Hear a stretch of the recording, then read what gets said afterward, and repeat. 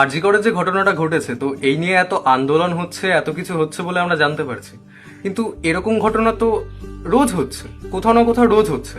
শুধুমাত্র আন্দোলন হচ্ছে না, এত কিছু হচ্ছে না বলে আমরা সেগুলো জানতে পারি না। তো তাই বলে কি তারা বিচার পাবে না?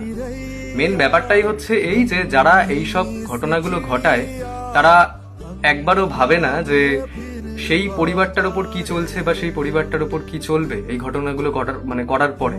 আর সবচেয়ে বড় কথা, এরা না জাস্ট শাস্তির ভয় পায় না, কারণ এরা জানে এদের সেরকম কোনো শাস্তি হবে না, হার্ডলি জেল হবে। আর জেলকে এরা ভাই ভয় পায় না। তো আমার তো মনে হয় এদেরকে জাস্ট পাবলিকের সামনে ছেড়ে দাও, সাধারণ মানুষের ক্ষোভটা এদের উপর উগলাতে দাও, আর কিচ্ছু না। সাধারণ মানুষ যদি এদেরকে সেরকমই একটা দৃষ্টান্তমূলক শাস্তি দেয়, তাহলে আর 5টা ছেলে পেলে যেসব এই কথাগুলো ভাবে বা এরকম কাজ করার কথা চিন্তা করে, তারা এই জিনিসটা করার আগে ভাববে, বারবার ভাববে।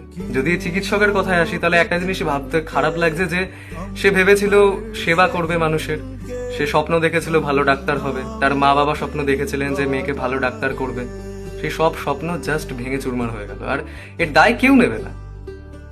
এত কিছুর পরেও নাকি প্রিন্সিপাল বলছে যে সে কেন গেছিল সেখানে, একা কেন গেছিল, সে ডিউটি করতে গেছিল, আর সেই ডিউটি করার জন্য নাকি তাকে তার জীবনটাই দিয়ে দিতে হলো। এত কিছুর দায় কে নেবে?